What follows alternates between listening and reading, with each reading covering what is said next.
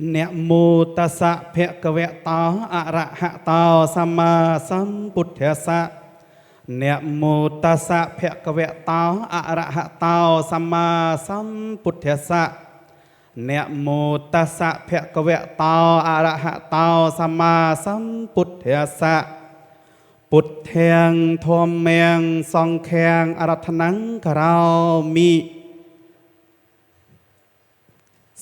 Kê cam mê chạ rupe ký ri sakharatha đê chan thả lắc kê vị miên nê ti pê rát thê chạ kiam mê tạ rộ văn nạ kê hạ nê kê hạ vọt thông hệ khê tê phum mia chạ yon tội tê ví chạ lạ thả lạ vi sơ mê dạ cạ khăn tọp bà nia kia tích thân ta xón tê kê yang Muni vere vachanang sa thu me sanon to thom me savan akalo ayam pheton ta thom me savan akalo ayam pheton ta thom me savan akalo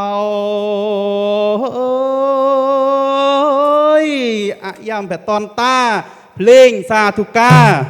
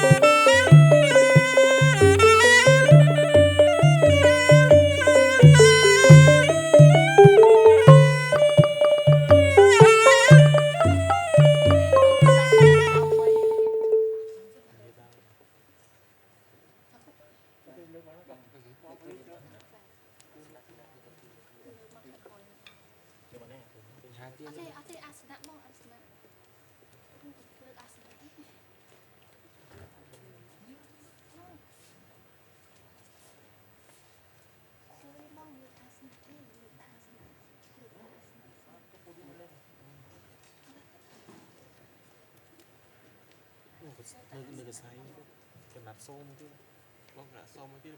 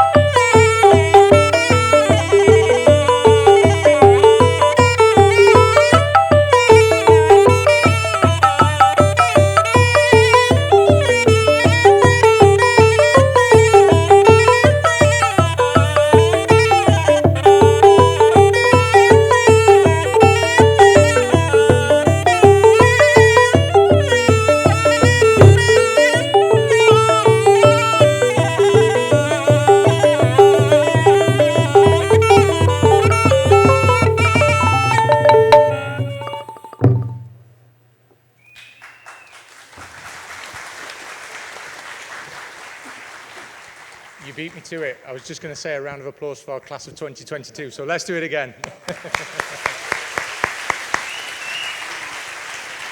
Class of 2022, welcome to your graduation.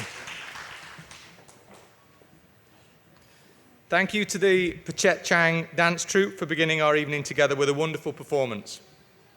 Families, students and ISPP staff, thank you for being with us this evening. It is my absolute pleasure to welcome you all to our graduation ceremony for the class of 2022.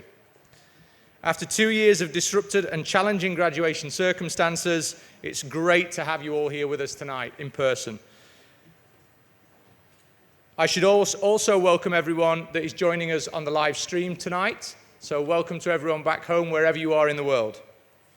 Without further ado, I would like to begin our evening by welcoming Miss Angelique Hiscox to the podium for the DP Coordinator's address.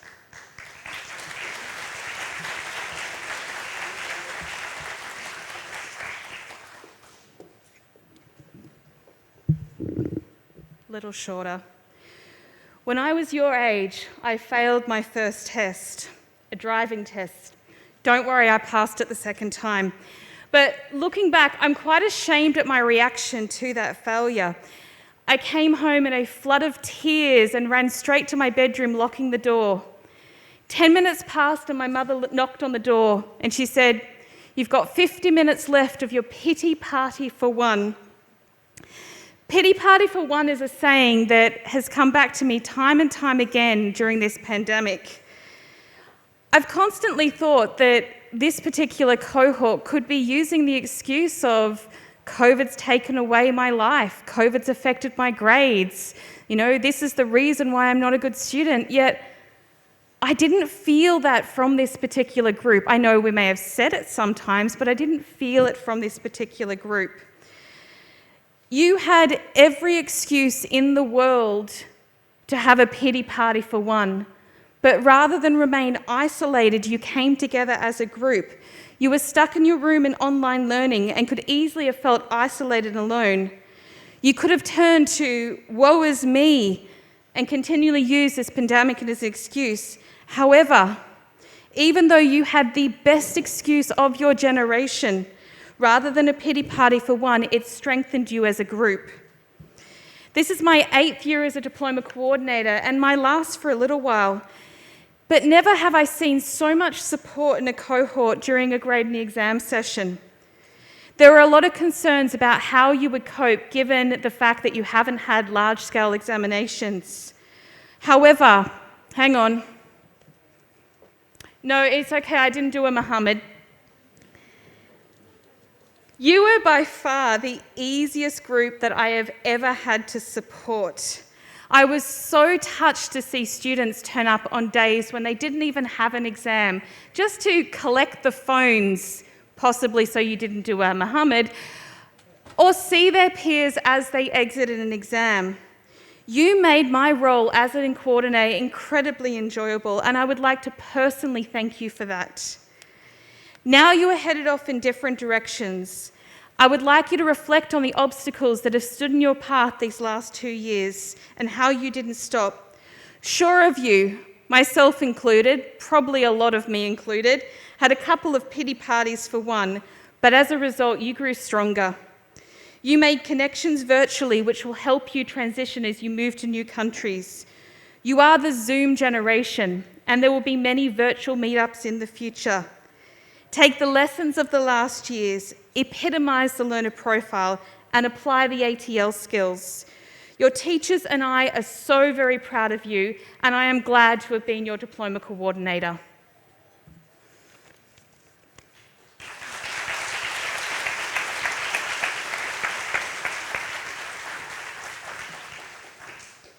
Thank you very much, Miss Angelique. And I'd like to wish Miss Angelique all the best when she moves on from ISPP at the end of this year. So if we can have a round of applause for Miss Angelique taking this class through. Our commencement speaker this year is globally renowned artist and filmmaker Fonki. He was born in France to Cambodian parents and lived and attended school in Montreal, Canada, but now lives back in Cambodia. Fonki began graffiti art at the age of 15 and grew to become one of the most prominent figures in Montreal's new generation of graffiti artists. His award-winning film, The Roots Remain, tracked his return to Cambodia, the country that he considers to be his ancestral home. He has shared his story all over the world through his art, film, and guest speaker appearances, and he's here with us this evening. So, ladies and gentlemen, families, please welcome Fonki to the podium.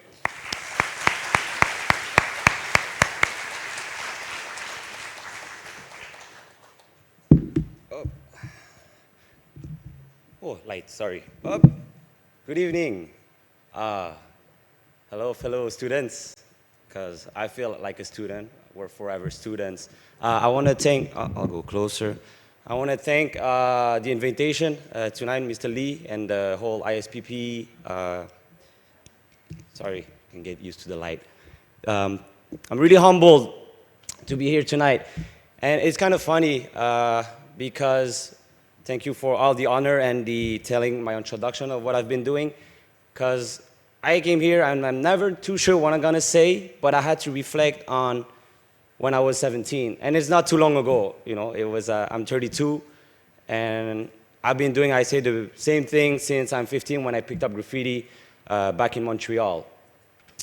And I often say that I still scribbling on walls, even though thanks to graffiti and being curious, it got me to travel the world and being with you today to share this sacred moment. And I know one of the things when you're 17, things that I wish people would have told me, because I wasn't the best student, you know, as you can imagine, being a graffiti artist or not even becoming an artist. You skip class, you go do your passion. That became some of the images that are here on this board. But one of the things that I keep sharing from the graffiti was, when I was 15, we did with our friends, we're together, and there was same with the collectivity you have, even though I can imagine for 2 years you didn't see each other so much. So I can't even imagine what you've been through, but I must say that for sure you are such a unique generation. We call it the COVID generation or the Zoom generation. But then you're scattered all around the world, but this bond will always follow you, the fact that you've been here. And I'm gonna say I grew up, yes, in Montreal and came here starting 10 years ago. And same, I was 15, then 17, I didn't know what I'm gonna do in my life. But when you're 17, everybody's asking you, what are you gonna do next? What's your profession? And at 17, I think you don't know what you're gonna do, or maybe you know. But I'm gonna share a bit of things that people told me, and through my experience of traveling, things that people told me or wish would have told me today. So, yeah, my name is Fonki, once again, and it's a name I gave myself through graffiti that helped me to go through life. And I realized that it's still the little ambition, having this ambition when then I went to university, studying film animation. I didn't know what to do, but I know that if I keep drawing, I'll be happy. So then I went to university, studied film animation, and then 10 years ago I said, I'm gonna go to Cambodia. Maybe draw some painting on the walls, do a little animation. And then when my teammates, crewmates of graffiti, but that were studying also in film animation and cinema, they're like, we'll come for vacation. I'm like, let's do projects. There's no such thing as vacation. I think. And then I like have a response. I don't feel like a monologue, so thank you for. And then I want to say is through this little ambition, wanted to do a film, and I discovered Cambodia 10 years ago that I have been coming here since '94, but for the first time, just with my friends, let's go, let's paint, but let's document what's happening here. And then I got caught up in this new era that you grew up in, you're plunged in, and you are the future, right? And I saw, okay, this is not the same Cambodia I saw, like following my parents. What am I going to do? So I started painting around, trying to get back the language, met quite some people, but then this little ambition of just wanting to go, just following my passion, which is drawing and being with my friends, got me to today speaking to you. So, and I know this is so sacred. So this is why, I often come back to the heart of being 15 and 17, because it's easier, to grow up to become an adult, but it's so hard to stay a child and a teenager and remember this, this energy that I see in your eyes, that often if now I open a gallery, do different projects, and sometimes things becomes management or whatsoever, and then I question myself, why am I here? Why am I doing this for? Or, oh, I remember when I was 15, 17 with my friends, we did this project that led to another project. So I try to always retune with the heart that you have, and I want to, point an importance of the spirit that you live in through plus COVID and everything this is unique to you. Because I know it's super stressful to be a teenager, becoming an adult and all that, but I really want to point that it's really a sacred time. And after that, coming to Cambodia, I remember I saw a painting. I was painting in a slum at first, met different people from different backgrounds, and I realized the importance of art. So it took me a while to understand, because at first I just wanted to paint, go around, have fun, being a normal teenager. And then one of the things in life is when I came back, my great aunt told me, she's now 60, she was 50, she's like, it took me a while to find a purpose, but once you find your purpose, everything starts flowing. And then I didn't know my purpose yet. All I knew is I wanted to draw, be with my friends, and do projects. And yet, now you're going to jump to university, go travel the world, you're trying to find, everybody's going to be, what are you going to do next? What's your purpose? Or is this job, are you going to do this job? Is going to make money? And then one of the things I wanted to tell you is there's so much noise, right? We all live, and we all die at some point. But trying to listen to your heart is something quite simple, but quite difficult in this, I feel, era we live in with so much information, Instagram, Facebook, everything, compared to whoever idol or who are your role models. And I want to jump into that, to finding your role models and knowing that all these things, Zoom, Instagram, Facebook, is a tool, right? And so it took me a while to try to understand and feel, oh, I want to paint, I want to draw, I'll be happy, can I make a living? And everybody's going to tell you what to do, right? Find this path, but all the time through your next studies, you'll be at the end, in front of your mirror at night and not knowing, why am I studying this? Or maybe you love it and you go for it. But sometimes, I think the answer, you don't get it right away. I have things I realize as I'm speaking right now with you that, this is what it meant 10 years ago. This is what this person told me, like role models.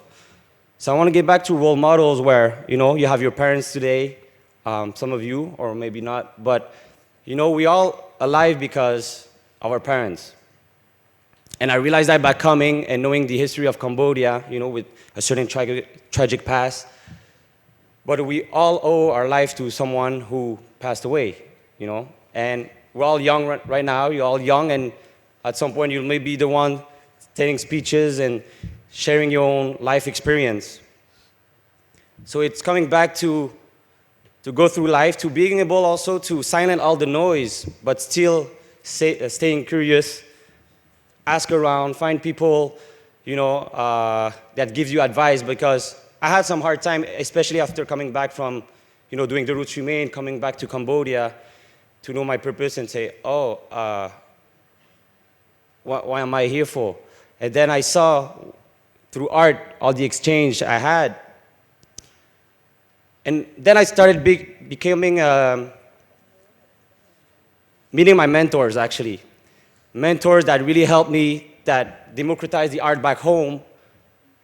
And coming here now, I see a generation, your generation, from different fields, You grew up in a fast-changing Cambodia, in a fast-changing world. And this is quite unique. Sorry, I'm just thinking, I'm bugging a bit because one of my mentors, it's his birthday today, and he passed away 3 years ago, and he kept painting. He's one of the guys who took the path of graffiti and then starting doing hotels and fine arts and painting everywhere. I'm like, oh, as a graffiti writer, you can do that, you can travel, you can you can make a change and to this building where people come back, have an office job, which is great. And he told me 3 years ago before passing, it made me laugh actually, because he told me, oh, Fonki, we do all these projects, and me, I'm sick today, and I got cancer again, but you get to travel. You get to travel, and from what I'm hearing, some of you will go to another university, travel, and for me, he was the definition of success. Being known for what he does, and then it came back to wanting to travel and wanting to exchange, and so that's how I got hooked from being here, by coming back and traveling more. And you know, it's a circle of life. Then he passed away, but it got me thinking, what is the definition of success and finding purpose? Which is all the things while keep studying and trying to find a job, getting a job that you'll have to reflect and come back to, why am I here for? Do I like what I do? And it's by following what you love that you'll be truly happy. Probably sounds cliche, but it is not. Finding what you love. And also, I still think that you're the most, in a way, interesting generation. Because two, you have infinite access to information. One click, you can see who's doing this over there, over there. One click, your friends over there, what are you doing? You know, back home you had to call the phone or send an email a few decades ago. So you have this bond, once again, that is unique, and you are born to adapt. The world will keep changing, and you saw it from your studies during 2 years. You had to adapt your way of learning, the way of connecting to each other. And one of the sentences 10 years ago that helped me through my life to do what I do was, add color to the present if your past seems gray, you know? And again, I think about my friend who passed away a few years back, that again tuned to that energy that keeps me going. Find this little energy in your everyday that you wake up, make your bed, and continue building what you're trying to build or learn. So in a way, you know, follow the light and the color will pursue. This is what I chose to do, to choose the path of colors. But what I love about art, I got to be in different places, being with you, different social classes, seeing people around the world, and you are connected to the whole world. You're really privileged, but remember that, you know, life is short, for really, it is short, but it's a long journey. So you'll get to have many experiences, and there's no such things as a good job, a bad job. As long as you do what you love, and it's meant to be shared, whatever you will choose. So I just want to, end with wishing you the best of luck on your journey, and thanking you for having me tonight. Thank you.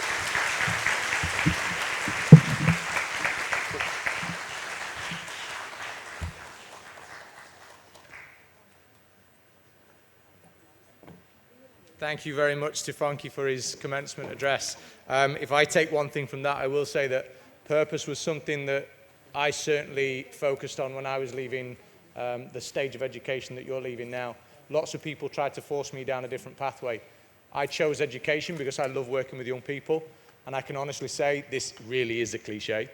You find something that you're happy at and you'll never work a day in your life, and I genuinely feel like that. Every day that I get to come in and work with young people like you and work in a school like ISPP, I'm so glad that I chose my purpose of education. So thank you for that message, Fonki. I really appreciate it. At this point, we're going to take a break from our proceedings, and we're going to introduce our dance troupe back on stage to offer a dance performance for us. Thank you.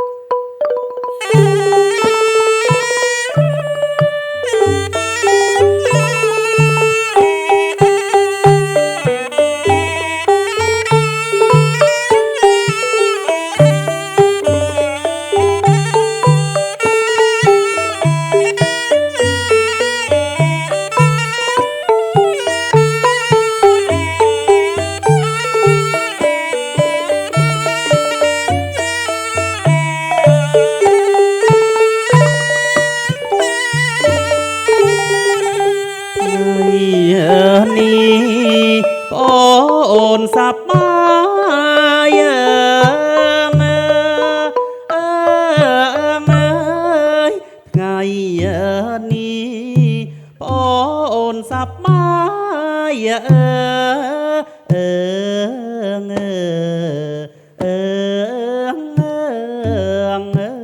យចិនណាដាឃើញជាតិពោផាង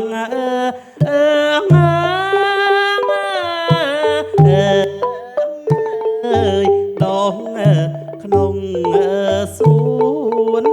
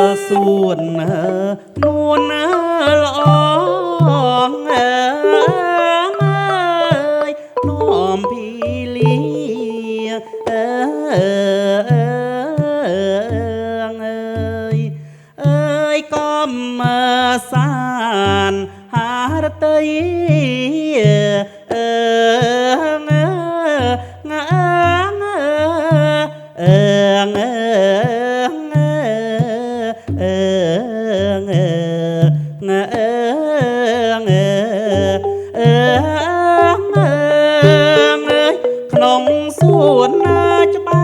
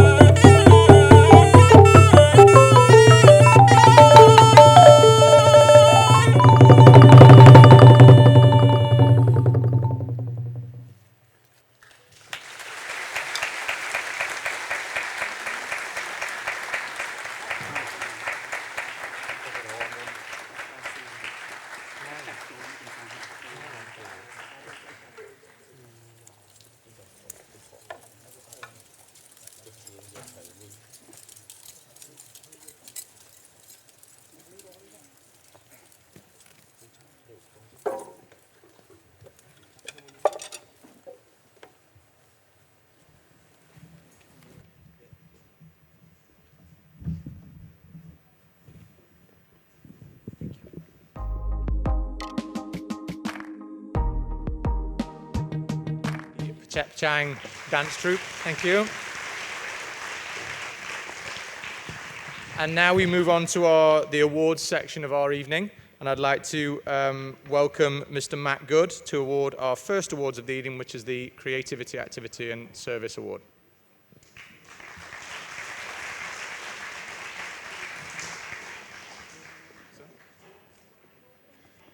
Good evening. So yes, the Community and Service Award. This student has been recognised by many members of the staff for their positive character and service to the school and the community. This student has had an enormously positive impact on his peers, mostly thinking of others before themselves. They're an inspirational leader and an excellent role model. This student managed to maintain a good balance of creative, active and service-related experiences throughout the programme, even with the challenges of our global context and what that presented us with over the last few years.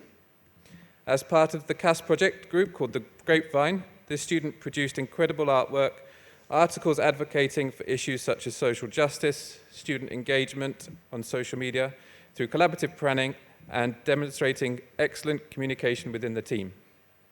This student also designed and constructed most of the costumes for the student-led productions, which is a hugely time-consuming effort, with so much focus and thought that went into that work. The Community and Service Award for the class of 2022 goes to Thomas Dimayuga.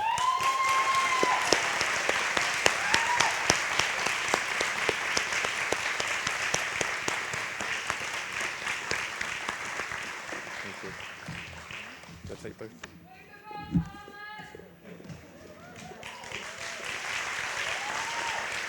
Well done.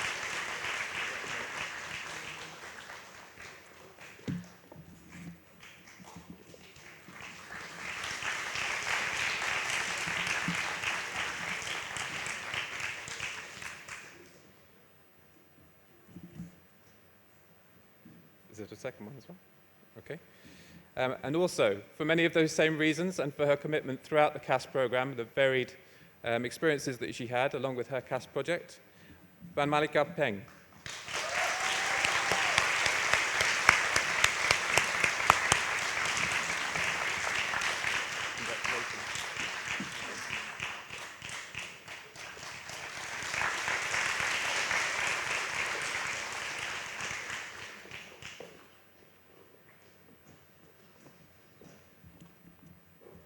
Congratulations to Thomas and Lika.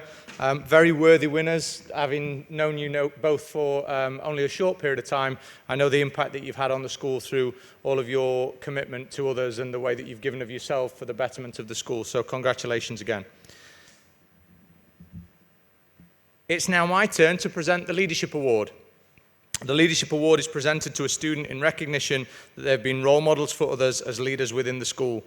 Our recipient this year has been a standout leader, an absolute pleasure to spend time with. In her book yesterday, I wrote that she has limitless potential, and I mean every single letter of those words. She's been recognised as the university that she'll be joining next year as a potential leader as well, as she joins the Leadership Academy at her soon-to-be university. Our winner this evening is Chaewon Lee.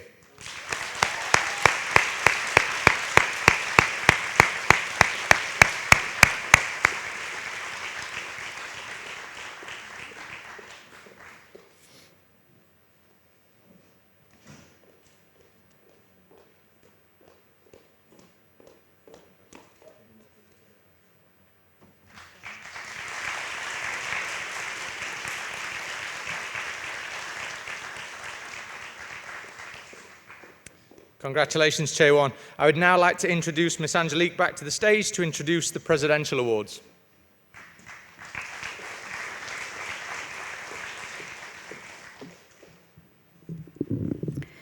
Founded in 1983, the President's Education Awards program honours graduating students for their achievement and hard work. The program has provided individual recognition from the President to US Secretary of Education to those students whose outstanding efforts have enabled them to meet challenging standards of excellence. Each year, thousands of high school students participate by recognising students. The Presidential Silver Award is awarded to a student who has shown outstanding growth and commitment but did not qualify for the Gold Award. This student must also qualify for the Directors List in their final semester and have attended ISPP for all of Grade 11 and Grade 12. This year's recipient of the Presidential Silver Award is Hyeyoon Kate Sim.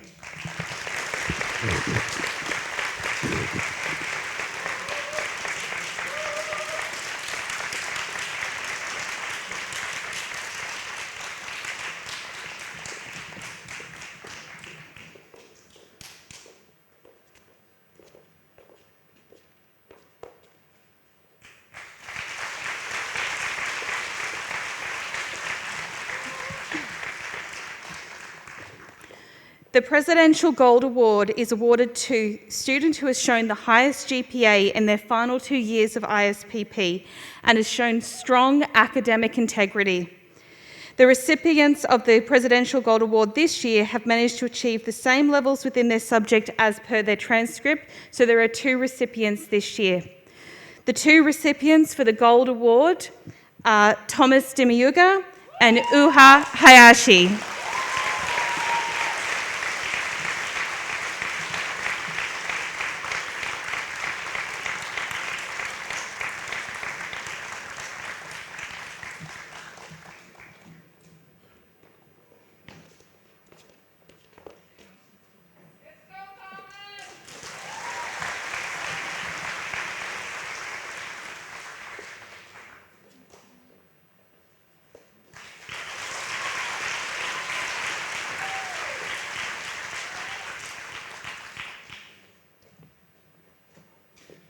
Congratulations again, award winners.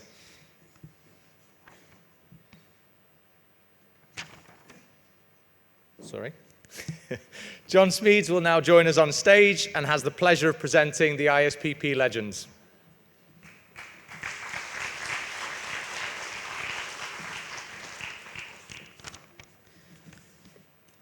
Good afternoon, graduates, ladies and gentlemen. This is my favourite award. It is my pleasure to present the Legends of ISPP. These awards are presented to students who have been at ISPP for 10 years or more. It is students such as these who have helped shape our school's direction and culture. The successes of ISPP belong to them as much as to anyone. And the recipients for the Legends Award are Hyeyoon Kim,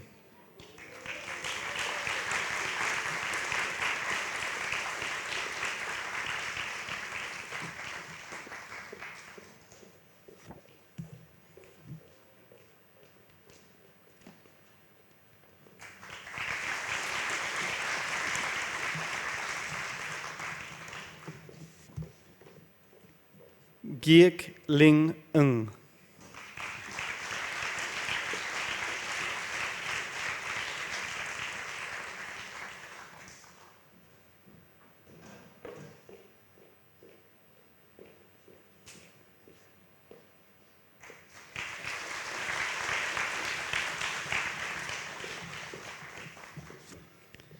Bun San Tang,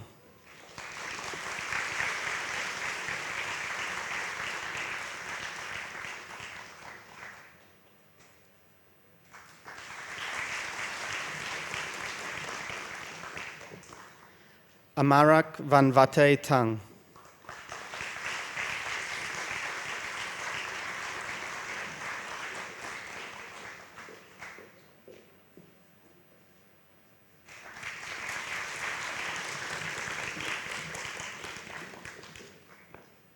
Sopanisa Pan,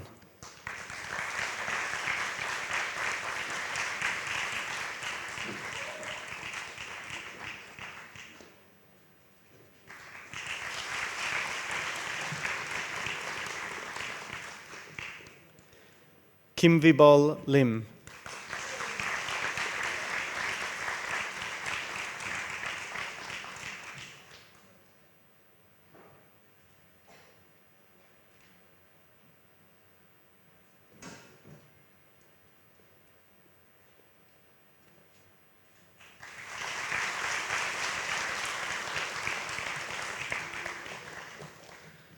Sapatni Chan,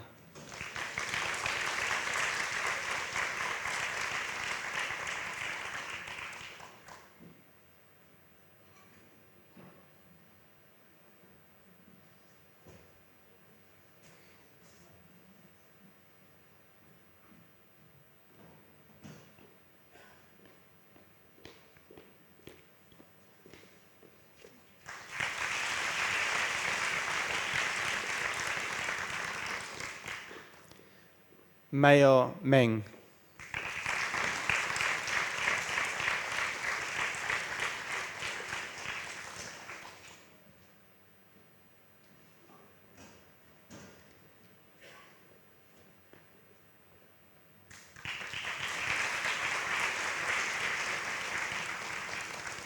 Members of the audience, these are our 2020 ISPP legends.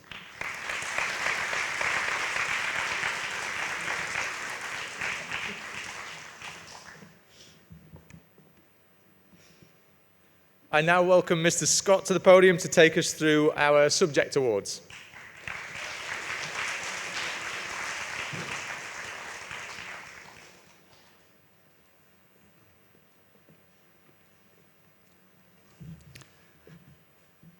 It's my absolute pleasure to highlight those students who have excelled in each of their courses. Each of the subject award winners will receive a certificate in their diploma folder.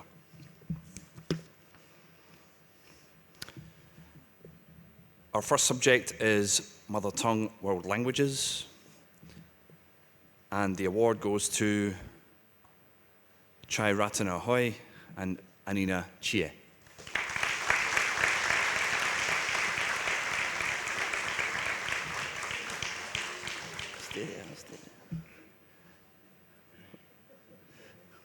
There's always an awkward moment during the graduation ceremonies, and we have just found it. For English Language and Literature, Anita Moyali and Ravi Kong.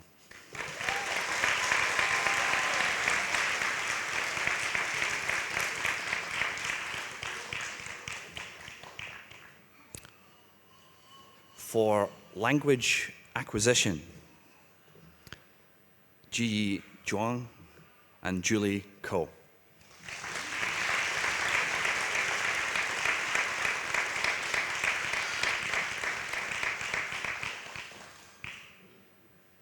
For Individuals and Societies, Dalene Trai and Amarak Vanbate Pat.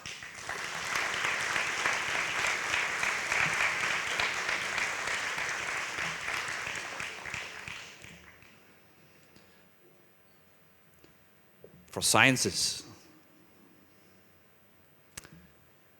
Alvin Bergbaum Hallberg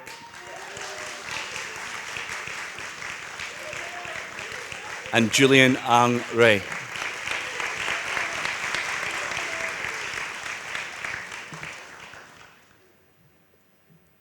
For Mathematics, Hyeyoon Kate Sim and Jae-hoon Kim.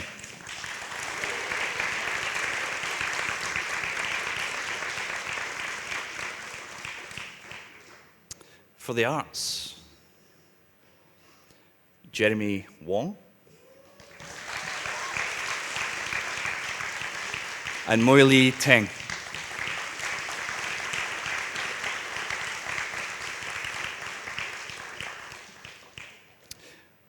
And finally, for Theory of Knowledge, Uha Hayashi and Mohammed Hassan.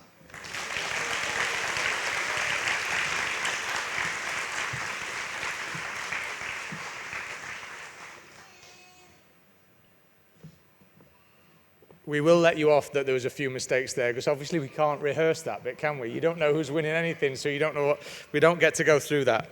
Congratulations to all of our award winners there. I now get the honour of presenting director's list, and the same thing will happen. You'll stay where you are, but please ask you to stand. There's just far too many of you getting director's list for us to bring you down all at once. To make director's list, a graduate must receive a total of 36 points or more out of a possible 42. The maximum is 45, but that's with core. This is from subjects only, with nothing less than a 4 on any of their subjects. This is quite an achievement, and I would like to congratulate all of you that are about to be recognised for this. Similar to the subject awards, the certificates are included in the graduates' folders, but we will give a round of applause at the end of each slide. So we'll go through the award winners on each slide, and then we'll give them a round of applause as a small collective. So the first 4 winners are Sebin An, Thomas Dimayuga, Alisa Ekwon, Mohammed Hassan, and Uha Ayashi. Please stand, guys.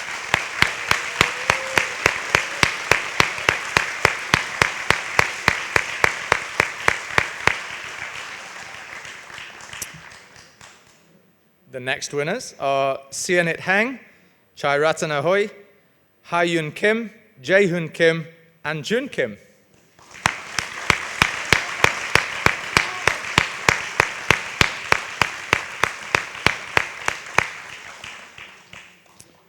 Next up, Chaewon Lee, Helen Lim, Anita Moyale, Kwang Soo No, and Vanmaklyka Penh.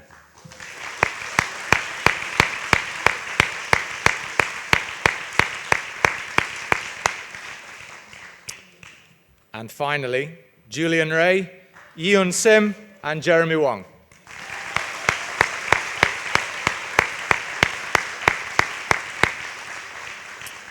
And if I can ask all of our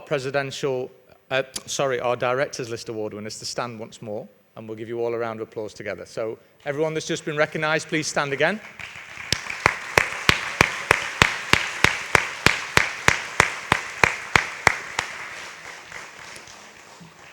Now for my favorite part of the evening, and I'd like to welcome No Strings Attached, which is Vanmaklyka Peng, Jeremy Wong, Hyeyoon Kim, and Nathan Ra to the stage.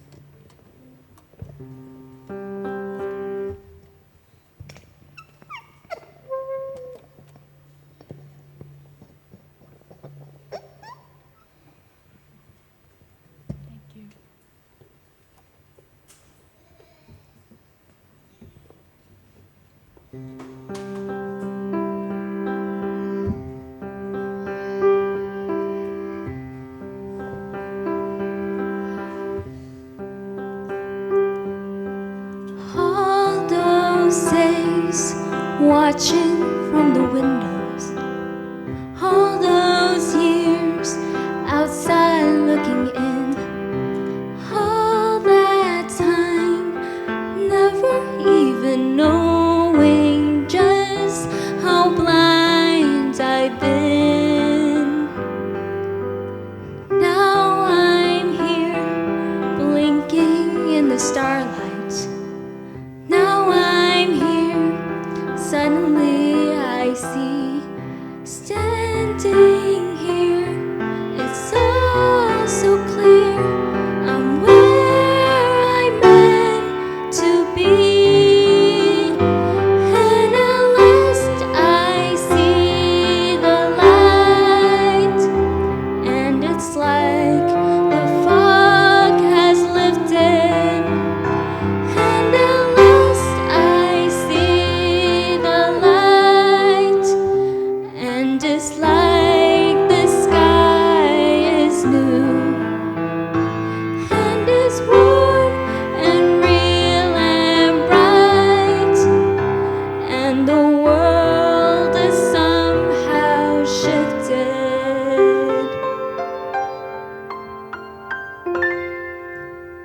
All at once, everything is different now that I see you.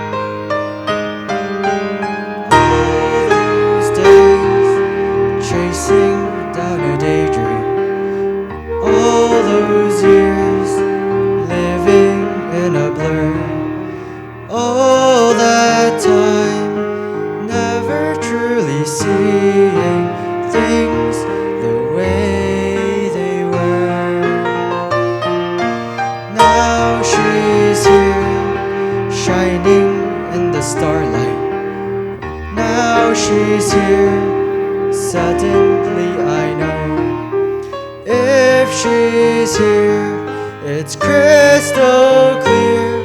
I'm where I'm meant to go. And at last I see the light, and it's like the fog has lifted. And at last I see the light, And it's like the sky is blue, and it's warm and real and bright, and the world has somehow shifted.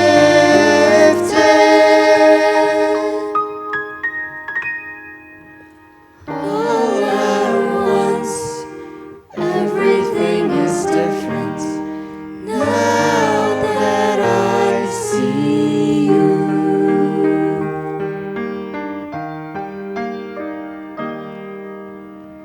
Now that I see you.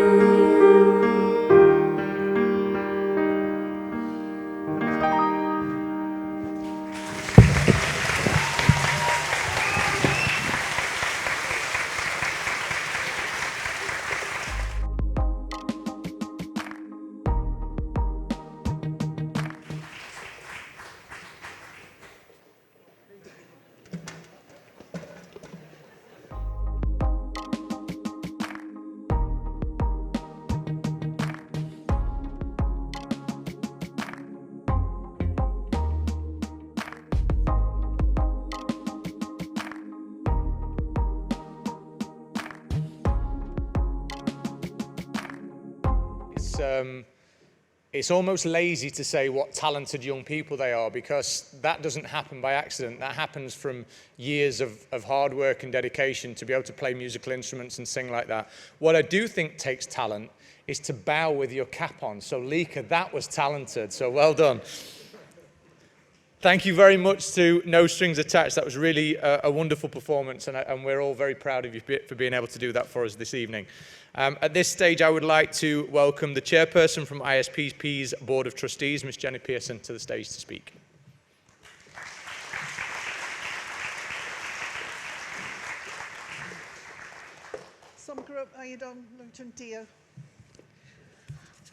Your Excellencies, ladies and gentlemen, Class of 22. It is my honour to address you on behalf of the ISPP Board of Trustees. And I have to say that this is a very special pleasure, because this year we are once again able to celebrate in full with our graduating cohort. It was tough for the class of 20 when COVID restrictions kicked in and they couldn't do their exams. It was tough for the class of 21 when the restrictions continued and they had to live with uncertainty about many things. But for you, the class of 22, the challenges really were in a league of their own. It was particularly hard that starting grade 11, you couldn't participate in some of the important activities that were designed to get diploma students on the best path to success. You've had to live with uncertainty about what was going to happen, and you didn't always have access to the resources that you needed to do your work. Some of you got sick or were exposed to COVID-19, so you had to self-isolate. Often you couldn't be with your friends, doing sports, joining in events, or just hanging out. There has never before been a diploma experience like yours, and everyone sincerely hopes there will never be another one like it again. But it wasn't all bad. You have gained a lot from this experience. The ability to adapt as you moved from online to on campus and back again and again. You learned how to maintain strong and supportive friendships in difficult circumstances. You learned creative ways to overcome problems. You developed coping strategies for new and unexpected stresses and anxieties. And then there were all those mornings when you got to spend a lot more time in bed because you weren't in the traffic coming to school. You may not know that the board is a small group of people representing the families with students at ISPP. So it is important that we also acknowledge what a difficult, worrying time it has been, these 2 years have been for all of the families. And there have been many things to worry about. The health risks of the pandemic, the unhealthy isolation that goes with studying alone at home, the experiences you were missing out on, whether or not the curriculum could be fully covered online, would you still be able to do well in the exams? But the families, you also coped well too, and I think it calls for a very big thank you and a well done for all of the families for all they've done to support you.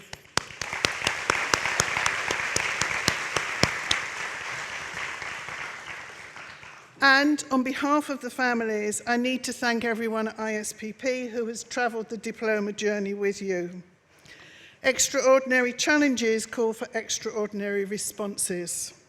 And the faculty and staff of ISPP produced just that, an outstanding effort to give you all the best possible experience despite the multiple, unprecedented difficulties that needed to be overcome.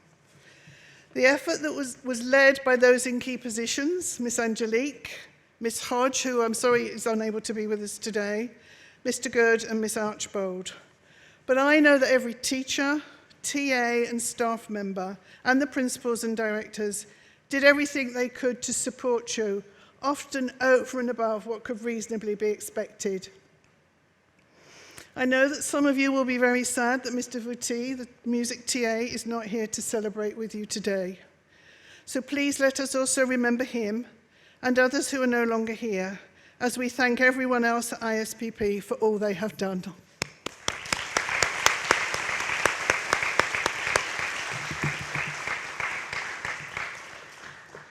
You don't know it yet, but what you have gained during these last 2 years will be valuable for the rest of your lives. You've gained something that some people never get. The silver lining of the dark cloud of your COVID-19 experiences is that you have become flexible, strong, and able to recover quickly whatever is thrown at you. You are resilient. Just like the bamboo that bends when the big storm hits, and then stands proud and tall again when it has passed. Congratulations to you, the class of 22, the class of resilience. You have weathered the storm and have every reason to stand tall and be proud.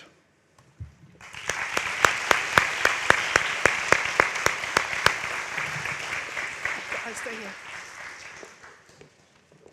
Thank you very much, Ms. Pearson. We're now going to ask you to stay on stage, and we ask the director, Mr. Jones, to join us as well, as we now move on to the presentation of the diplomas. Announcing our class of 2022 will be Miss Kit Archbold, our high school counsellor. So Miss Archbold, please come up.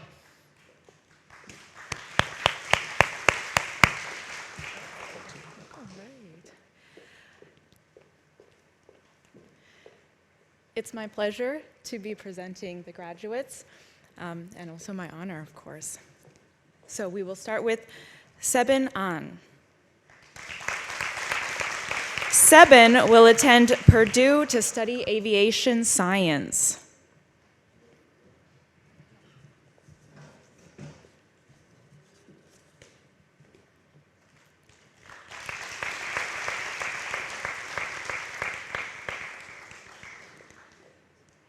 Alvin Bergbon Hallberg. Alvin will attend the University of Groningen to study economics and business economics.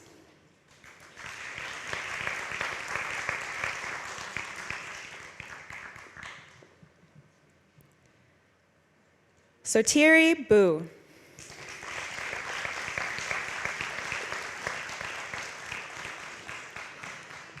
Sotiri will attend a university in the UK to study international business.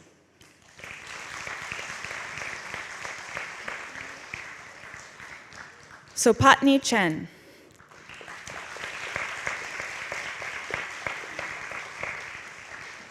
Sopatni plans to attend University of Arts London, where she will study cosmetic science.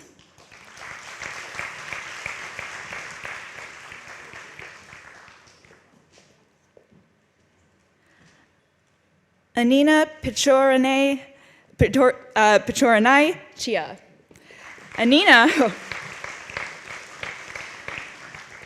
Anina will attend a university in Switzerland to study hospitality.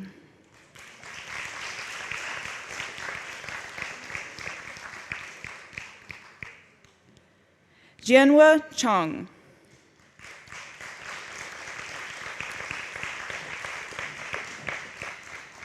Jianhua will be applying for civil engineering programs in South Korea.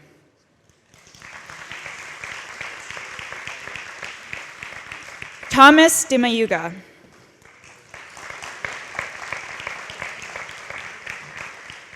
Thomas will attend Brown University to study public and international affairs.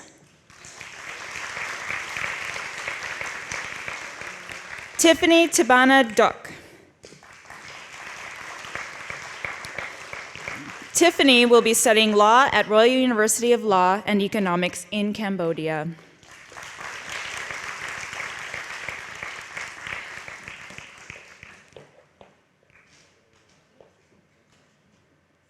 Elisa Shahira Binti Ikwan.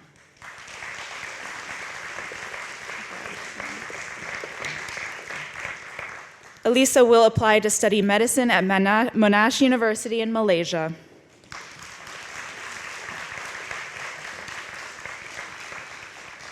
Mohammed Hassan.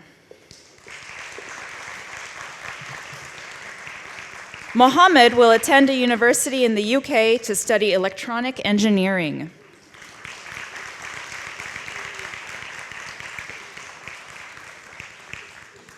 Uha Hayashi. Congrats, Mohammed. Uha will be applying for psychology programs in Japan.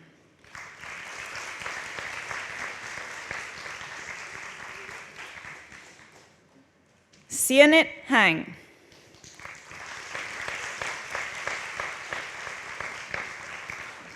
Sianit will attend a university in Singapore to study business administration.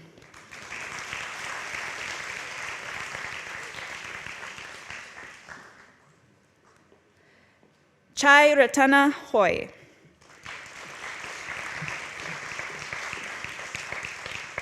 Ratana will attend a university in the US to study business management.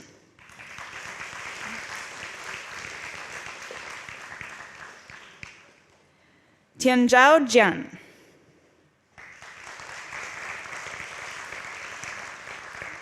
Stella plans to attend the University College of London to study earth sciences.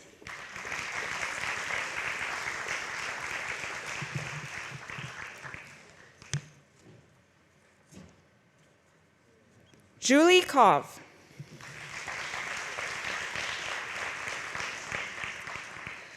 Julie plans to attend École Hôtelière Louisiane, EHL, to study business hospitality.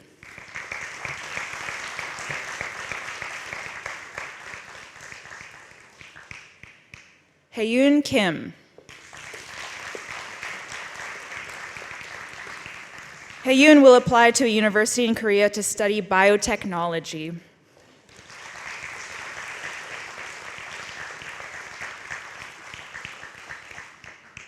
Jaehoon Kim.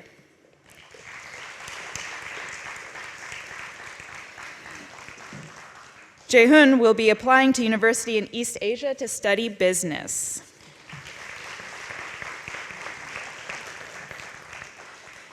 Jun Kim.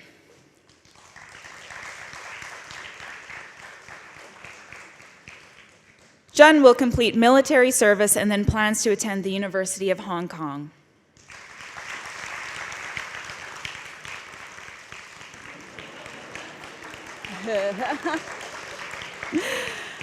Ravi Kong.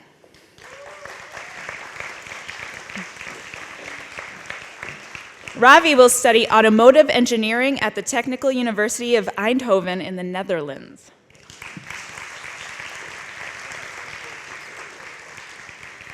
Chaewon Lee. Chaewon will be attending Penn State University to study business administration.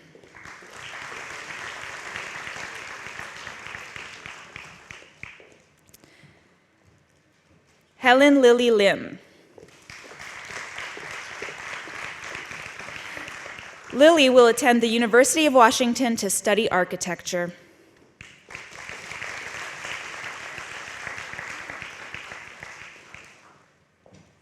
Kim Wibol Lim.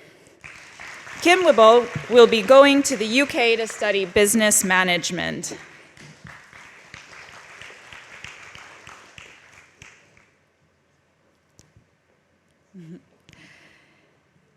Timien Lim.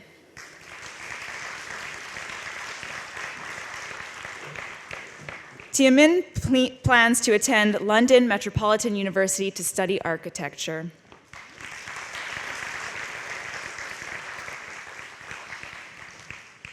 Max Lombard Hallberg.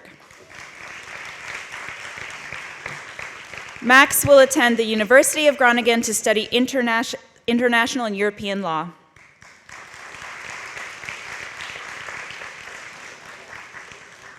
Sopoi Verliet Lee.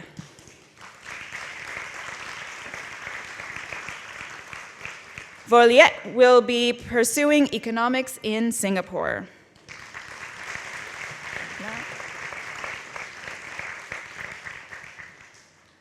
Ukla Charita Mao.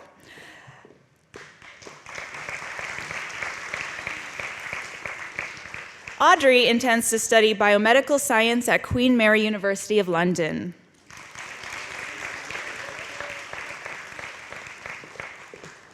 Mayor Meng.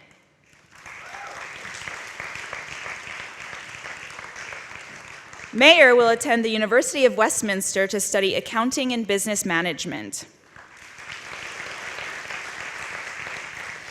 Anita Moyale.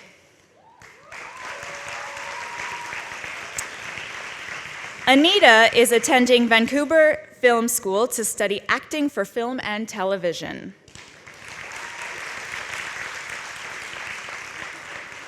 Tatira Nao. Tita will attend a university in the UK to study international relations.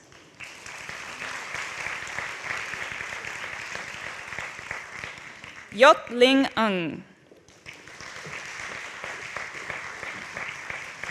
Ling wishes to attend the University of Westminster to study marketing and management. Jungsu No. Jungsu will be studying business administration.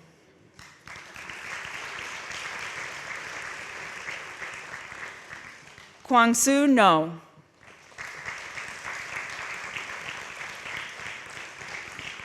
Kwangsu will attend a university in Korea to study business administration.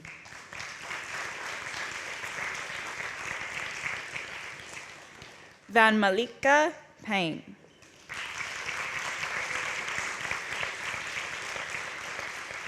Lika will be attending a university in the United States to study social sciences.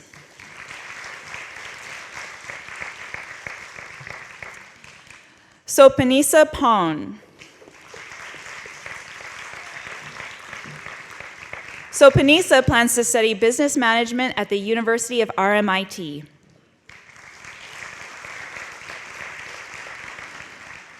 Amara Vanvate Pat. Will attend the University of Leeds to study biological sciences. Nathan Ra. Nathan will attend a university in the US to study business or environmental sciences. Julian Ang Ray. Julian plans to attend SOAS or University of Bristol to study political science.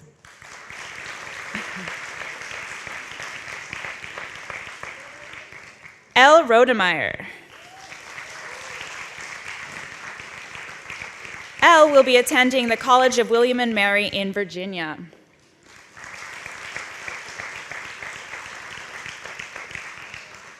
Yoon Sim. Kate plans to attend a university in UK or in Korea.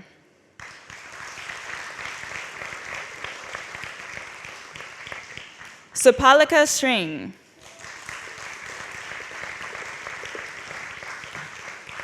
Supalika will attend a university in Australia to study biomedical science.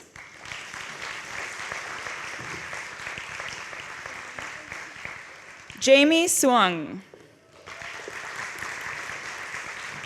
Jamie will attend a university in the UK to study theatre and film.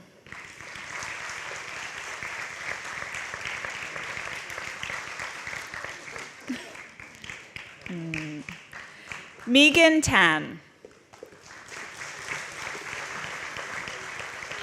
Megan will attend a university in the UK to study law.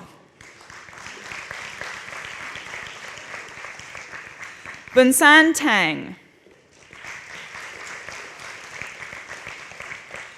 Bunsan will attend City University of London to study business management.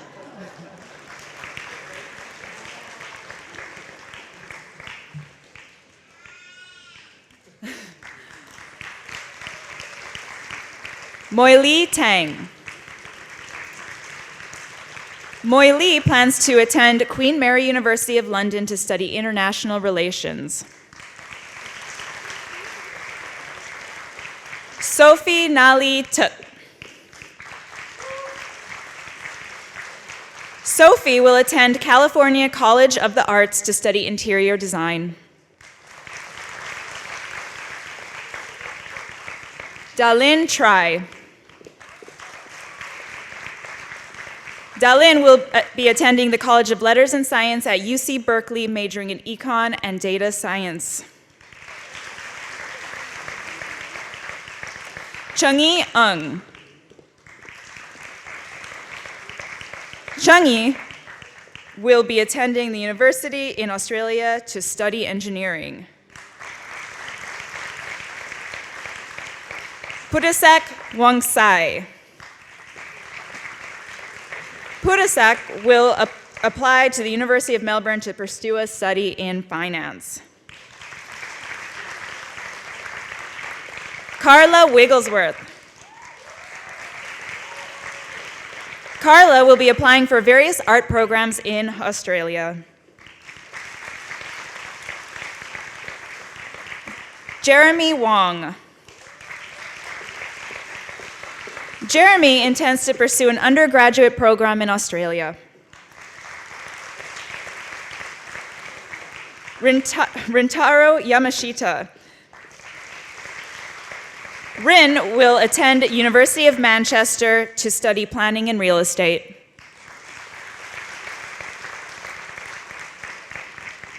Jae Jung. Ing is ready to explore the next great adventure at the beginning of her adult life.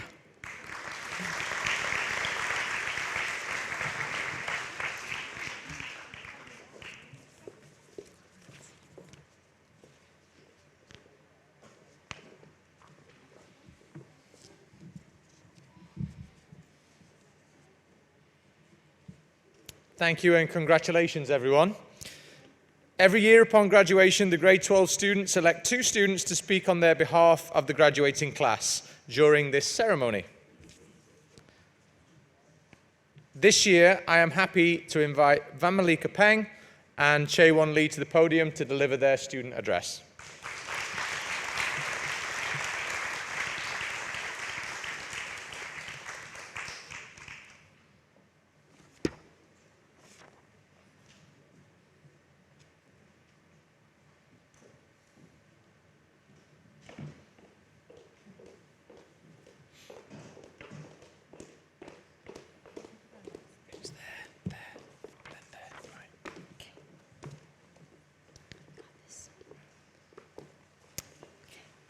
Where's your mask? Where's your, keep your mask on.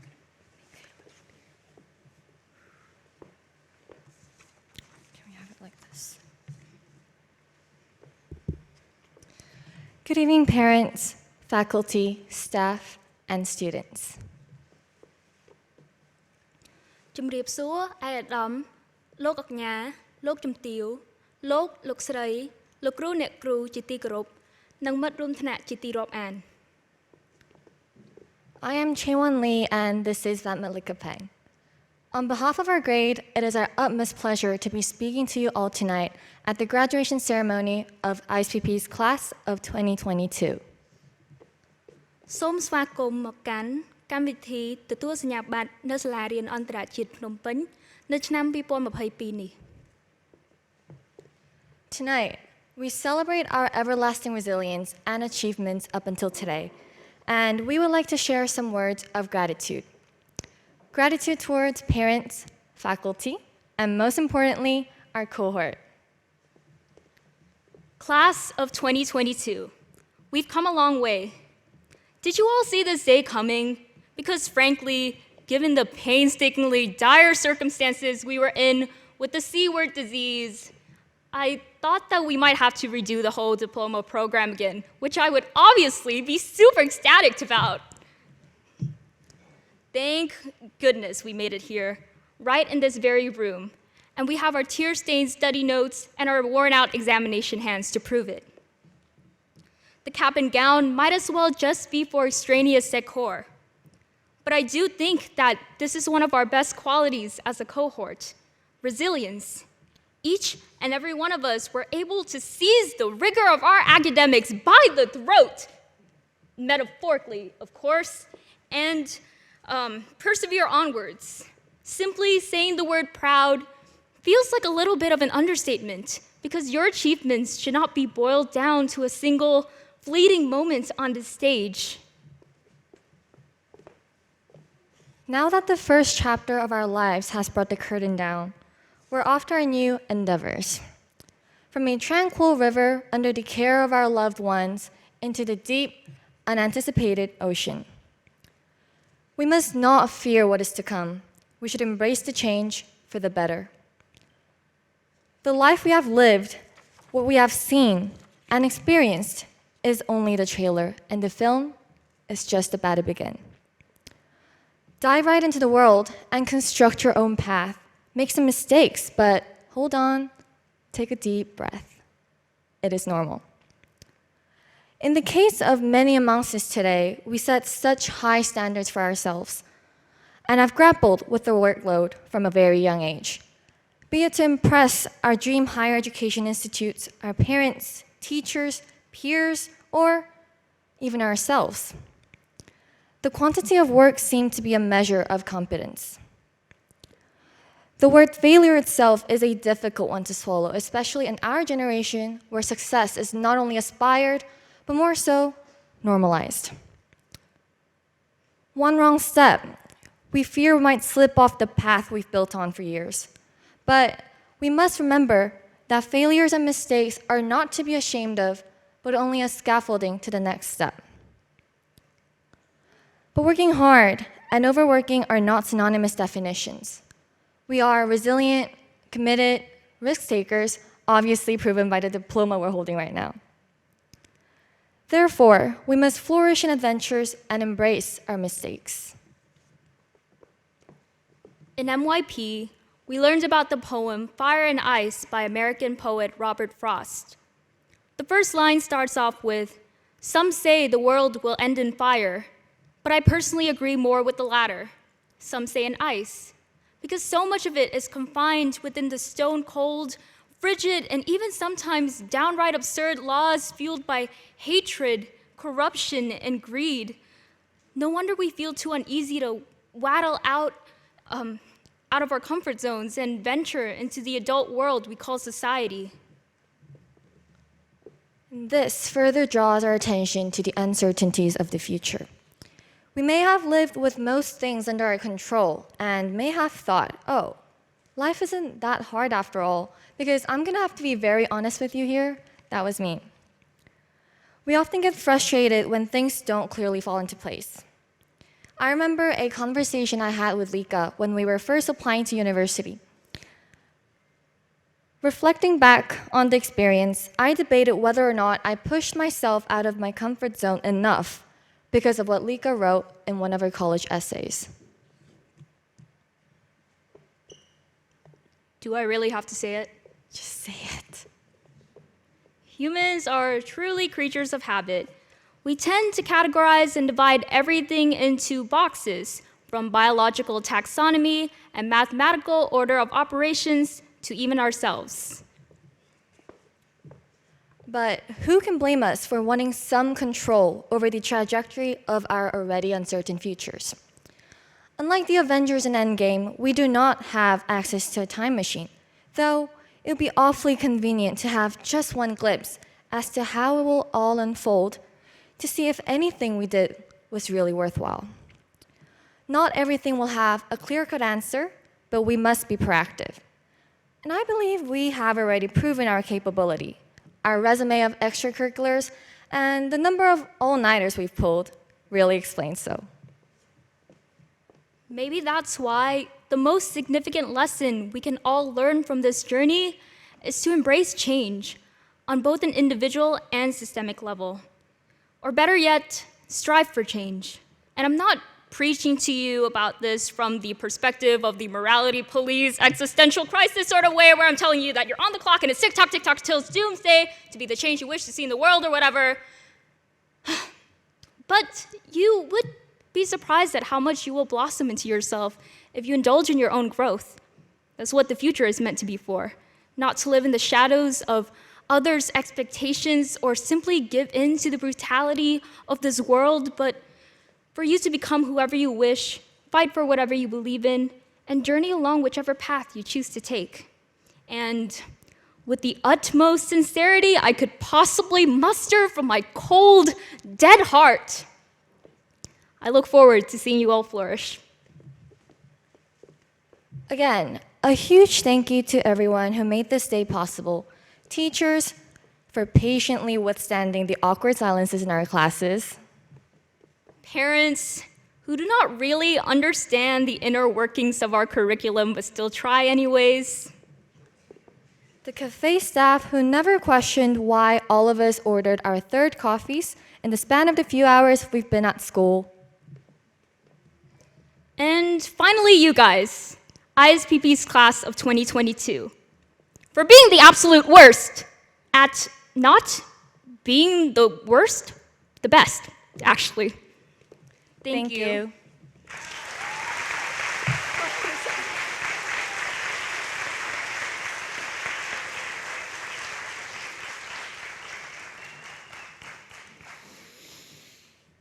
Thank you both. That was an excellent speech that very well represented your class. I'm glad I'm not having to follow that. Our closing remarks will be offered by Mr. Gareth Jones. As the director, Gareth has led the school through some extremely tough years and has done so with the highest levels of integrity and professionalism. As you will all be aware, Gareth leaves the school this year, so it's only fitting that he delivers our closing remarks. Audience members, please welcome Mr. Gareth Jones to the stage.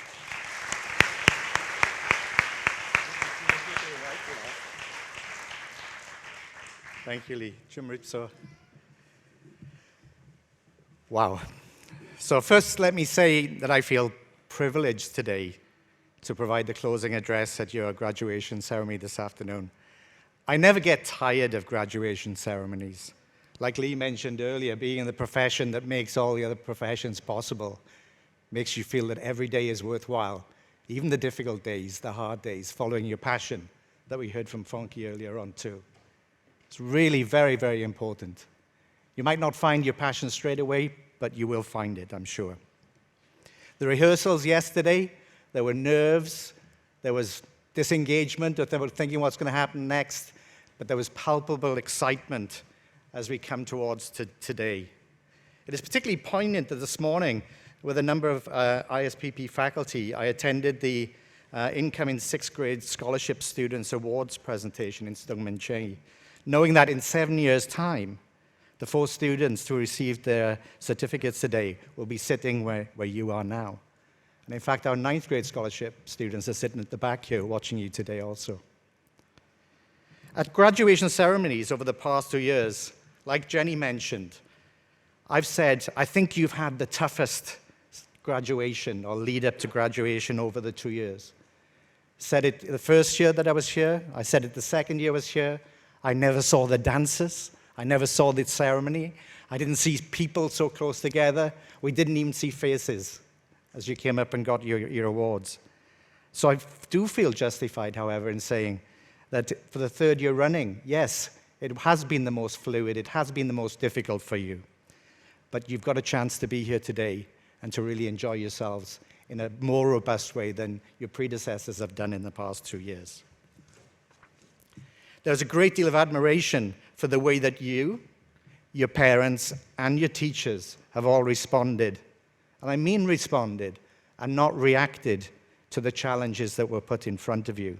I'm sure that you've developed new skills and abilities over the past 2 years or more, which you may not even be aware of now.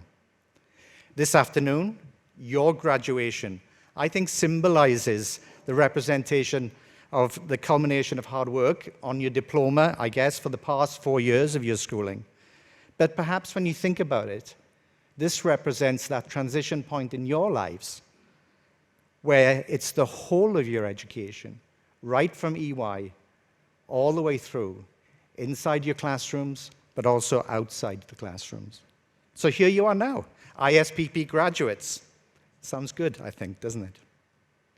As a class, we see that you are diverse in nationality with 13 represented, and we've seen that 8 of you have spent more than 10 years at ISPP. But you're also diverse in personality. The graduating class of 2022 is truly a class of characters, but with a great deal of character and heart. When I was asked to provide the closing address at the graduation, there are a number of things to be mindful. Are you going to reproduce almost word for word exactly what all the other speakers have said? Or, even worse, are you actually going to articulate something that would be at odds or completely contradict the words and wisdom and advice that's been imparted to you by the other speakers? And whilst you have the opportunity to be agile and feel as if you're adjusting as you go along, it's something that you'd really not want to do. Going last is sometimes a bit of a challenge. Thank you, Lee. I'm glad that I haven't really needed to change or adjust anything too much on this occasion. So when when Lee asked me to provide the closing address for your graduation, he also asked me for a title, something I haven't been asked for a long time, especially so long in advance of a graduation. After some thought, and perhaps now I'm thinking perhaps a little bit too less thought, and perhaps I should have given it a little bit more time and more thinking, I offered the phrase, epistemologically speaking. There are a number of reasons for this. One, because I was pretty confident that nobody would have talked about epistemology before in the graduation ceremony. Two, that understanding the notion of epistemology is something that I believe is incredibly useful as you go further in your studies into the world of work and into life. Three, I think you'll admit, it can actually make you sound incredibly intellectual. So even when you're struggling at a debate or an argument at a university seminar, perhaps over a cup of coffee, or even late nights in the university dorms with a glass of your favorite drink in hand, hopefully not a snake bites and blackcurrant, by the way. The line, well, I think that's an epistemological question, can be used to great effect. As many of those that you will be engaging with within the debate will, I'm sure, have no idea what you are talking about. But it sounds so good that they think that you know what you're talking about, even when you may not. I'll return to this in a minute, as it's the main part of my main theme of the closing address and some words for you. But finally, I have to admit, I wanted to see if I could induce a groan from the graduating class of 2022 at their graduation. As at least 2 of you know because of the awards earlier, epistemology can be defined as, wait for it, the theory of knowledge. And yes, as a TOK teacher, no less, former TOK teacher, I could not resist the opportunity. And whilst it is something that I'm sure you've struggled with over the past 2 years, an understanding of epistemology, especially with regard to methods, validity, and scope, but more specifically in terms, and more importantly, in terms of the difference and distinction between justified belief and opinion. This notion appears to be more crucial today than it's ever been in recent history. For me, we are experiencing a real crisis of reason. Certainly within my lifetime, it seems we find ourselves in a world which is becoming increasingly tribal in nature. By this I mean that the behaviors, our attitudes and decisions stem from a loyalty to one's own tribe, one's own social group, one's own team. What some people call in today's vernacular, the footballification of society. The premise follows that if you're on my team, you're right. If you're on the other team, you're wrong, even if you're making the same identical point, or whether you have valid or reliable evidence or not. More and more, we're seeing that individuals, in a way that contravenes indisputable evidence, or even evidence of their own eyes, with a desire to belong to their team, just overriding the desire to search for a justifiable form of true belief. The philosopher Bertrand Russell, when asked in a broadcast, very old philosopher, passed away, very, very smart, in 1959, was asked some questions and said, what if you had to give some words of wisdom to people in 1,000 years' time? What message would you like to share with them from the life that you have lived and the lessons that you have learned? And he gave two answers that I'd like to share with you now. First, he termed what was an intellectual response and noted that when you're studying any matter or considering any philosophy, ask yourself, what are the facts? What is the truth that the facts bear out? Never let yourself be diverted by what you wish to believe or what you think you could have been beneficial to believe if people started to believe it, but look solely and only at what are the facts. Throughout your education, I'm sure that you've engaged in challenges and you will have started to take down that line, preparing you for this challenge to the crisis of reason. But I'm equally sure that this will need to be a lifelong quest. In your studies, you may have also come across the Dunning-Kruger effect, which outlines the proposition that complete ignorance breeds confidence. The basic idea is when a person does not have the skills or ability in a specific area, or the metacognitive awareness or understanding of their own thoughts and processes, but see themselves as fully equipped to give opinions and carry on out tasks in the field. Basically, individuals who are clueless about something really don't have a clue that they don't have a clue. But they're super confident about their knowledge and their ability. An old colleague of mine used to say, when you can't find the numpty in the room, it's probably you. So keep your mouth shut, listen, learn, and critically reflect. Loud, clueless people can be incredibly, incredibly harmful. And you and we have a real duty to understand what is being communicated and whether it has substance or not. Interestingly enough, the Dunning-Kruger research actually started when an individual named MacArthur Wheeler learned that lemon juice was used for invisible ink. As a result of this, on one day in 1995, he decided to rub lemon juice all over his face before going out to rob 2 banks in Pittsburgh in broad daylight. He didn't wear a mask, no sort of disguise, and he actually smiled at the surveillance cameras before walking out at each bank. Later that night, the police arrested him, and surprised MacArthur Wheeler, when they showed him the surveillance tapes, stared at it in disbelief and said, "But I wore the juice." Apparently, Wheeler thought that rubbing lemon juice on his skin would render him invisible to videotape cameras. After all, lemon juice is used as invisible ink. So as long as he didn't come anywhere near any heat source, he should have been completely invisible. Now, if you're thinking that the moral of this story is to wear a mask when you're going to rob a bank, I'm sorry to disappoint you. As a graduating class of students in 2022, compared with the graduating students perhaps in 1959 when Russell made his reflections, or in 1995 when MacArthur Wheeler robbed the banks, I would suggest it's probably more difficult, but increasingly more important, to seek to understand on what basis claims are being made.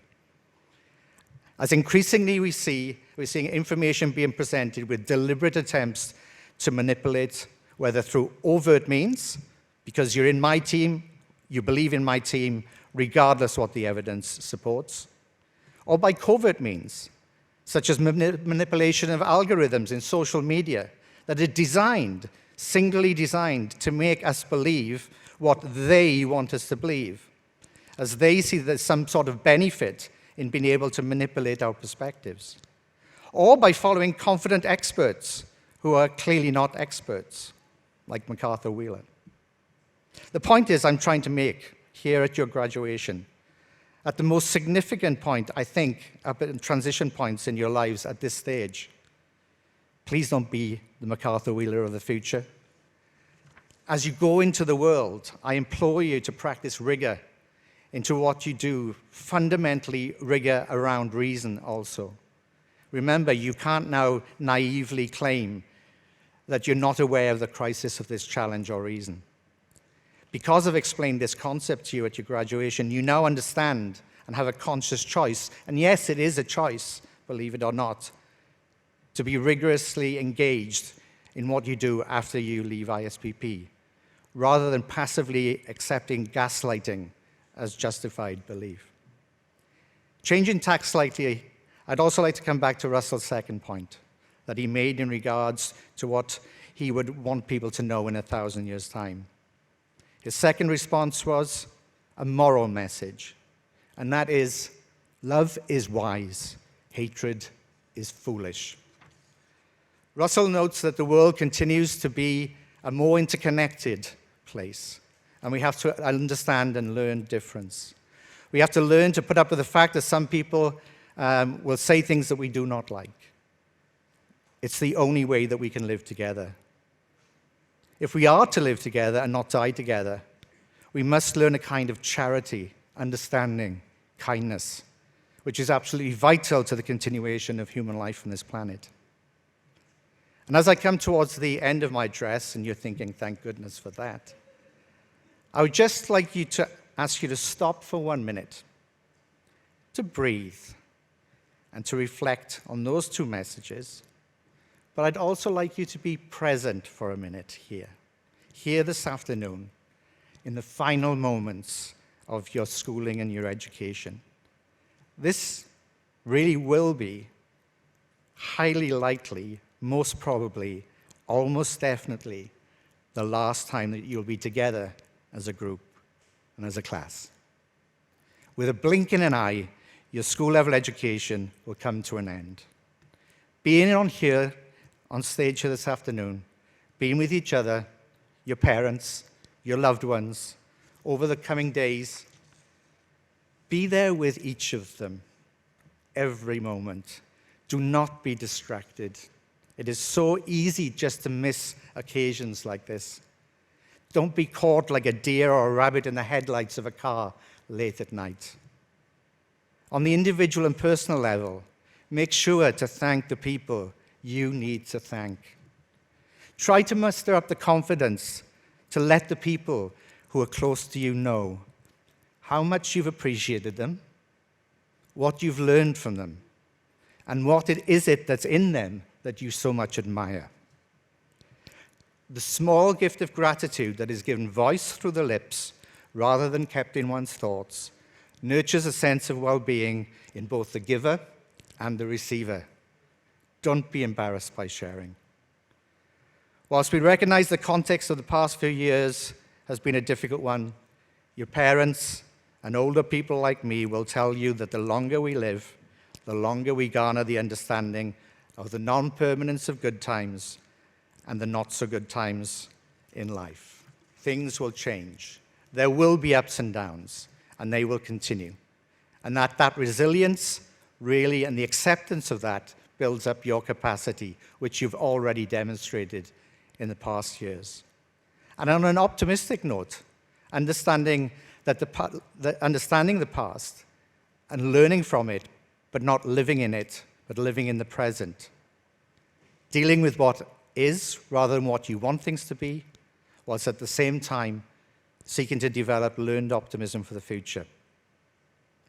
Resilience, as people have said, and you said yourselves tonight, has become perhaps tiring also.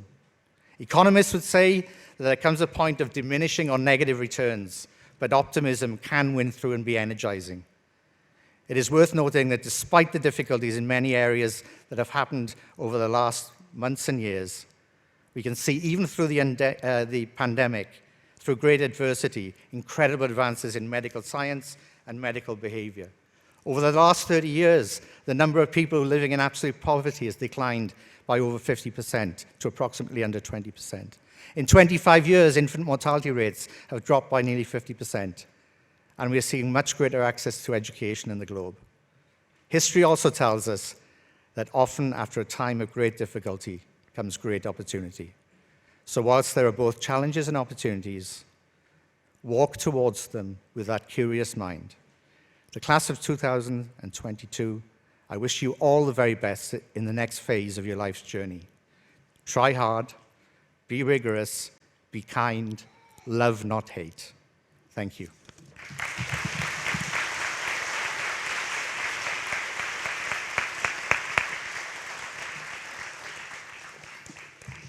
We're heading very quickly towards the end of the evening, and I've now lost my notes because Mr. Jones has moved everything around, but he's the director, so he gets away with it. Have you picked it up? You've picked my notes up. Thank you. No, still not there. Oh, here we go. I've got them. We're moving on to our final thanks, and I'm going to make some thanks on your behalf, class of 2022. First of all, we are very thankful to have had Fonki with us today for our graduation, so we have a small token of gratitude. So Fonki, please come to the stage.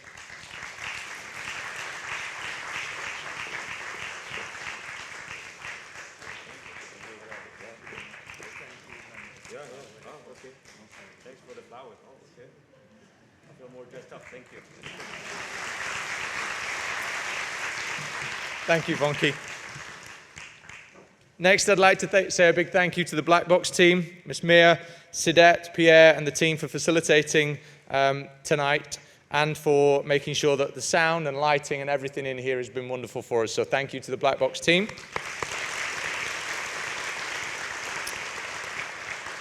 The Checker and the IT team for the live stream that they've put up tonight for the family members and friends that couldn't be with us. So thank you to those. To Neb and Vanarot for capturing the evening tonight, so families, hopefully, I know some of you didn't do this, but hopefully you were able to be in the moment and not stuck behind your phones trying to capture everything on your cameras. So thank you to Neb and Vanarot. Three absolute unsung heroes that I couldn't survive without, Raxa, Narot, and Saturn, for everything that they did behind the scenes. I couldn't thank you enough. The incredible hidden helpers at work at ISPP, our support staff that have been in and around the school. They do an amazing job every day, but they've done a great job for us tonight as well. So thank you to the support staff. A specific thank you on your behalf to the teachers and teaching assistants through the years, both at ISPP and schools across the world, for helping to get these wonderful young adults to the stage today and carrying them through their educational journey.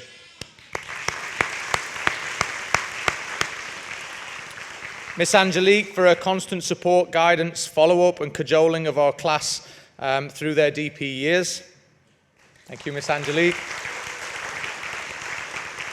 The incredible homeroom advisors that we have for this class, that is Miss Pia, Mr. Mike Brown, Mr. Neil, Miss Adriana, and Miss Lizzie Hodge.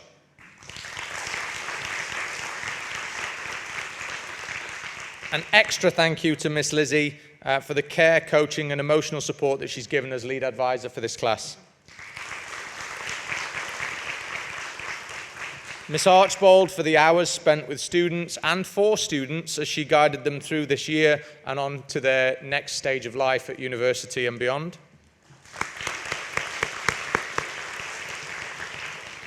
And the caveat I have to add here is anyone that I've forgotten, because this always happens when you give thank yous. So I want to give a round of applause for anyone that I may have forgotten with the thanks.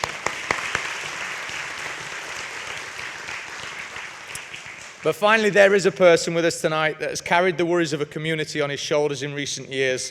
His dedication to the school has been inspiring, and we will be extremely sorry to see him leave at the end of this year. This really is the least that we could do, but I'd like to ask Mr. Jones to come back to stage for a small token of gratitude.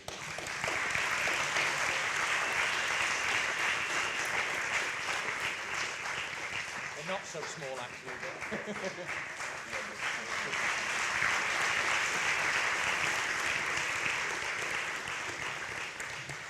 And so, to bring our formalities to a close, there's only one last thing to say and do. Class of 22, please stand and face the audience. It's now time to shift your tassels, so please move your tassels. Congratulations, you did it.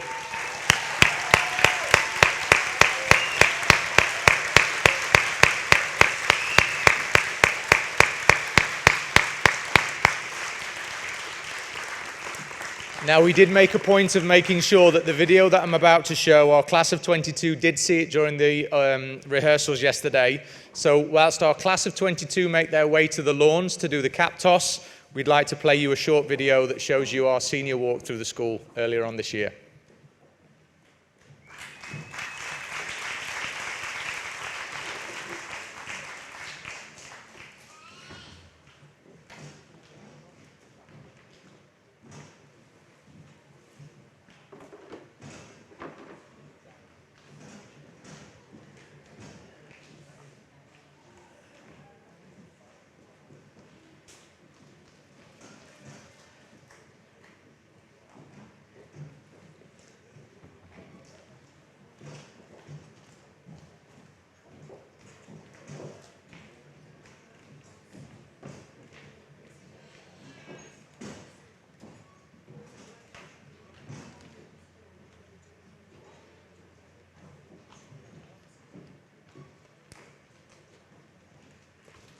We should have...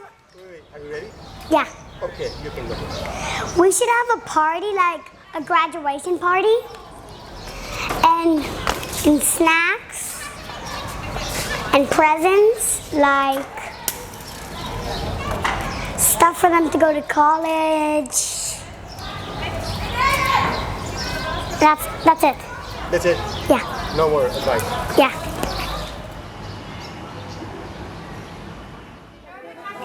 Can you press play on the music? Press play on the music. Nice and loud. Okay, let's go!